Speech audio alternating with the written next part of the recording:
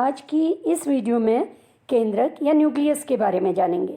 आप लोगों को मालूम ही होगा कि केंद्रक जो है ये जंतु कोशिका और वनस्पति कोशिका दोनों का ही एक मुख्य भाग है।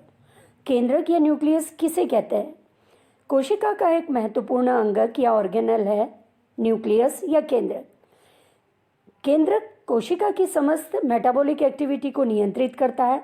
इसमें आनुवंशिक तत्व डीएनए पाया जाता है। डीएनए यानी डीऑक्सीराइबोन्यूक्लिक एसिड। केंद्रक की खोज रॉबर्ट हुक ने 1831 में की थी। देखिए यहाँ पे कोशिका का चित्र दिया हुआ है। कोशिका के बहुत से अंगक दिख रहे हैं यहाँ पे। देखिए इसमें तारक केंद्र है, लाइसोसोम, राइबोसोम, माइटोकॉन्ड्रिया है और बीच में इसके केंद्रक होता है। ये जंतु कोशिका का चित्र है।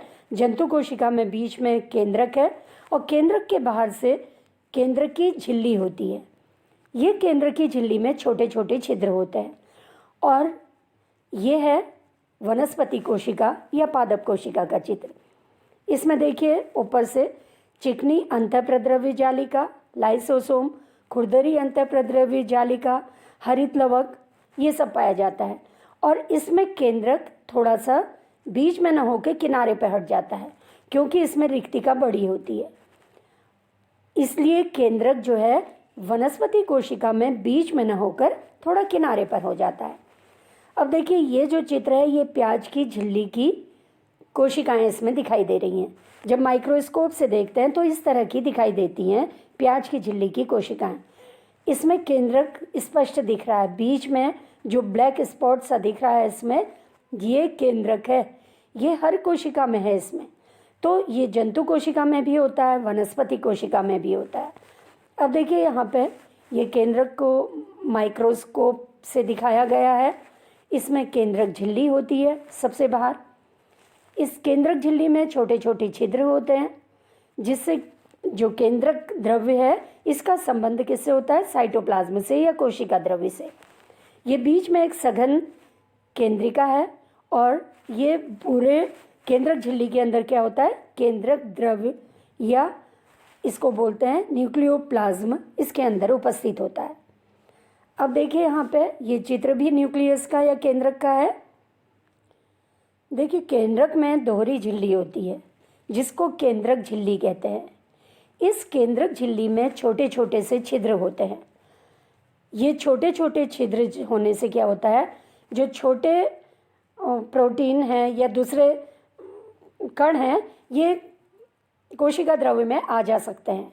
क्रोमेटिन इसमें दिखाई दे रहा है, केंद्रिका, और ये बाहर से किससे जुड़ा रहता है? केंद्रक अंतःप्रद्रव्य जालिका से या एंडोप्लाज्मिक रेटिकुलम से। बीच में जो सघन क्षेत्र इसका है ये केंद्रिका है। इसको न्यूक्लियोलस कहा जाता है। ये भी देखिए इसी का चित्र है केंद्रक का, थोड़ा विस्तार से दिखाया है। इसमें देखिए केंद्रक झिल्ली है सबसे बाहर। ये केंद्रक झिल्ली जो होती है ये दोहरी झिल्ली होती है। इसमें छोटे छोटे छिद्र होते हैं। बीच में क्या होता है? इसमें कोशिका द्रव्य होता है। ये कोशिका द्रव्य में धागे जैसी संरचनाएं दिखाई दे रही हैं। इसमें ये क्रोमेटिन धागे हैं। इसमें डीएनए होता है। ये क्या करते हैं? आनुवांशिक गुणों को एक पीढ़ी से दूसरी पीढ़ी में ले जाते हैं। बीच का सघन क्षेत्र केंद्रिका है और ये बाहर से किससे जुड़ी है? अंतःप्रद्रव्य जालिका से जुड़ा रहता है जिसमें राइबोसोम लगे हुए हैं। अंतःप्रद्रव्य जालिका ये रफ एंडोप्लाज्मिक रेटिकुलम है क्योंकि इसमें बाहर से राइबोसोम लगे हुए हैं। इलेक्ट्रॉन सूक्ष्मदर्शी अध्ययन से जब देखा जाता है तो पता चलता है कि केंद्रक के बाहर जो झिल्ली है ये दो समानांतर झिल्लियों से बना होता है जिनके बीच में 10 से 50 नैनोमीटर का खाली जगह होती है। बाह्य झिल्ली सामान्यतः किससे जुड़ी रहती है? अंतःप्रद्रव्य जालिका से जुड़ी रहती है और इस पर राइबोसोम भी होते हैं। राइबोसोम का क्या काम होता है? प्रोटीन का निर्माण करना। केंद्रक झिल्ली पे छोटे छोटे छिद्र होते हैं। इन छिद्रों से होकर आरएनए और प्रोटीन अणु केंद्रक में कोशिका द्रव्य और कोशिका द्रव्य से केंद्रक में आते जाते रहते हैं। साधारणतः एक कोशिका में एक ही केंद्रक मिलता है, लेकिन कभी कभी बहुत से कम केसेस में ऐसा होता है कि ये केंद्रक की संख्या ज़्यादा भी हो सकती है। केंद्र की जो ये केंद्रक है इसमें बीच में एक सघन भाग है इसका, जिसको केंद्रिका कहते हैं। ये केंद्रिका झिल्ली रहित होती है और केंद्रक में क्या होते हैं, धागे जैसी संरचनाएं हैं जिसको क्रोमेटिन कहा जाता है। जंतु और वनस्पति की समस्त यूकैरियोटिक कोशिकाओं में केंद्रक पाया जाता है, लेकिन कुछ यूकैरियोटिक कोशिकाएं जैसे मैमल्स की एरिथ्रोसाइट्स में केंद्रक नहीं होता है। जीवाणु, विषाणु और नीली हरी शैवाल में सुसंगठित केंद्रक नहीं पाया जाता है, यानी केंद्रक में झिल्ली नहीं पाई जाती है। कोशिकाओं को केंद्रक के हिसाब से दो भाग में बांटा गया है। पहला है प्रोकैरियोटिक कोशिका और दूसरा है यूकैरियोटिक कोशिका। देखिए, प्रोकैरियोटिक जीवों में पाई जाने वाली कोशिकाओं में सुविकसित केंद्रक नहीं होता।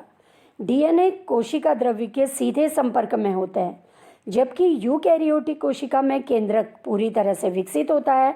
उसमें झिल्ली पाई जाती है जिसको केंद्रकी झिल्ली कहते हैं, जिसके अंदर कोशिका, इसके अंदर क्या होता है, केंद्रकी झिल्ली के अंदर केंद्रकी द्रव्य भरा रहता है और इसमें क्रोमेटिन पाए जाते हैं। और क्रोमेटिन में क्योंकि डीएनए है और डीएनए क्या करता है, आनुवांशिक लक्षणों को एक पीढ़ी से दूसरी पीढ़ी तक ले जाता है। यहाँ पे देखिए प्रोकैरियोटिक कोशिका का चित्र दिखाई दे रहा है। ये प्रोकैरियोटिक कोशिका के बाहर क्या है, जैसे जीवाणु है, इसकी कोशिका में झिल्ली होती है, बाहर से कोशिका झिल्ली और उसके बाहर कोशिका भित्ति। बीच में ये क्या है, कोशिका द्रव्य में राइबोसोम, लाइसोसोम, ये सब इसमें ऐसे ही पड़े रहते हैं और केंद्रक स्पष्ट नहीं होता है इसमें। केंद्रक के जो डीएनए हैं ये इसमें कोशिका द्रव्य में ही पड़े रहते हैं और इसमें बाहर सीलिया है जिससे ये गति कर सकते हैं। ये यूकैरियोटिक कोशिका का चित्र है। यूकैरियोटिक कोशिका में क्या होता है, ये जंतु में भी हो सकती है, वनस्पति में भी। बाहर से झिल्ली होती है, कोशिका झिल्ली, इसके अंदर कोशिका द्रव्य होता है।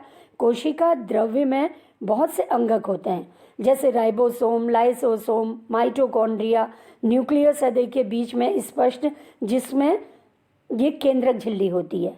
केंद्रक के बाहर एंडोप्लाज्मिक रेटिकुलम दिखाई दे रहा, गोल्जी बॉडी या गोल्जी काई इसमें दिखाई दे रहा है।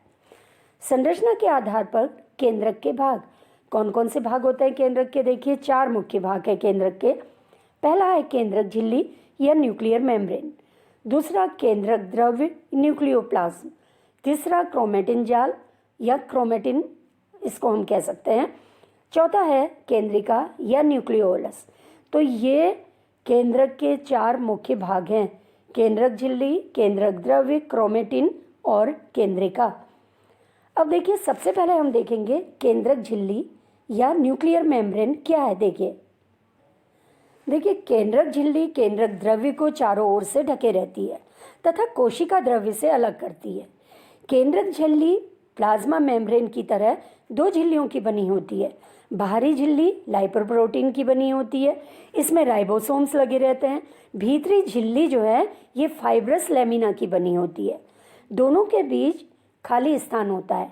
झिल्ली के बीच बीच में छिद्र होते हैं जिसे केंद्रकीय छिद्र या न्यूक्लियर पोर कहते हैं। अब केंद्रक झिल्ली के क्या काम होते हैं, देखिए केंद्रक द्रव्य और कोशिका द्रव्य के बीच आयनों का आदान प्रदान करता है। दूसरा, केंद्रकीय छिद्र से राइबो न्यूक्लियोप्रोटीन या आरएनपी कोशिका द्रव्य में आते हैं। तो इस तरह से सबसे बाहरी आवरण केंद्रक का क्या होता है, न्यूक्लियर मेम्ब्रेन या केंद्रक झिल्ली होती है।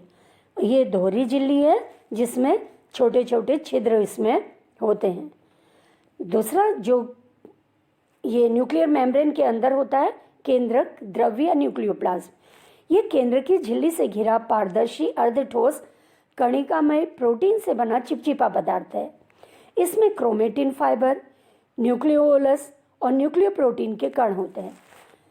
साथ ही इसमें प्रोटीन्स, एंजाइम्स, लिपिड, खनिज पदार्थ और नाभिकीय अम्ल से बने हुए प्रोटीन के कण या न्यूक्लियोप्रोटीन के कण इसमें उपस्थित होते हैं। तो केंद्रक द्रव्य केंद्रक का जो बाहर से मेम्ब्रेन है उसके अंदर का भाग है। फिर है क्रोमेटिन। केंद्रक द्रव्य क्रोमेटिन की बनी अनेक कुंडली धागों से बनी होती है जो जाल की तरह रचना बनाती है। केंद्रक जालक पर अति सूक्ष्म कणिकाएं होती हैं जिन्हें क्रोमेटिन कण या क्रोमोसेंटर कहते हैं। ये कोशिका विभाजन के समय संघनित होकर क्रोमोसोम या गुणसूत्र बनाते हैं। अब केंद्रिका या न्यूक्लियोलस। अधिकतर कोशिकाओं में केंद्रिका कॉम्पैक्ट होती है, सघन होती है, लेकिन कुछ कोशिकाओं में ये विस्तृत या डिफ्यूज्ड और खंडित होती है। इसमें कौन कौन से भाग हैं देखिए। केंद्रिका में कणिकामय भाग होता है, तंतुमय भाग, रवाहीन भाग और केंद्रिका से संबद्ध क्रोमेटिन। तो ये जो केंद्रिका या न्यूक्लियोलस है, ये केंद्रक के मध्य में उपस्थित होता है। इसमें झिल्ली नहीं होती है और ये केंद्रक का सघन भाग होता है या कॉम्पैक्ट भाग इसको हम कह सकते हैं। केंद्रक का सघन भाग है केंद्रिका। तो इस तरह से केंद्रक के 4 मुख्य भाग हैं। तो कौन कौन से हो गए? सबसे बाहर केंद्रक झिल्ली, केंद्रक द्रव्य, क्रोमेटिन और केंद्रिका। अब केंद्रक के कार्य देखिए क्या क्या हैं केंद्रक के कार्य। सबसे पहला, समस्त जैविक क्रियाओं को नियंत्रण करता है केंद्रक, यानी कोशिका के समस्त महत्वपूर्ण कार्य केंद्रक के द्वारा नियंत्रित किए जाते हैं। ये कोशिकीय उपापचय में सहायक होता है या सेल्यूलर मेटाबॉलिज्म में सहायक होता है। आनुवांशिक क्रियाओं को नियंत्रित करता है क्योंकि इसमें डीएनए है। ये कोशिका का महत्वपूर्ण अंग है। केंद्रक विहीन कोशिका कुछ समय बाद नष्ट हो जाती है। कोशिका विभाजन में भाग लेता है केंद्रक। प्रोटीन संश्लेषण को नियंत्रित करता है। ये आनुवांशिक लक्षणों को एक पीढ़ी से दूसरी पीढ़ी में ले जाता है। कोशिका के अन्य अंगों के निर्माण में सहायक होता है केंद्रक। तो इस तरह से केंद्रक जो है कोशिका के समस्त कार्यों को नियंत्रित करता है। साथ ही कोशिकीय जो मेटाबॉलिज्म होता है उसमें ये सहायक होता है। कोशिका विभाजन के समय जो केंद्रक में क्रोमेटिन होता है ये गुणसूत्र में बदल जाता है या जोड़ों के रूप में बदल जाता है, जिसको गुणसूत्र या क्रोमोसोम कहते हैं। और किसी जंतु की कोशिका में क्रोमोसोम की संख्या निश्चित होती है। तो इस तरह से आपने ये वीडियो देखा कोशिका में उपस्थित केंद्रक के बारे में।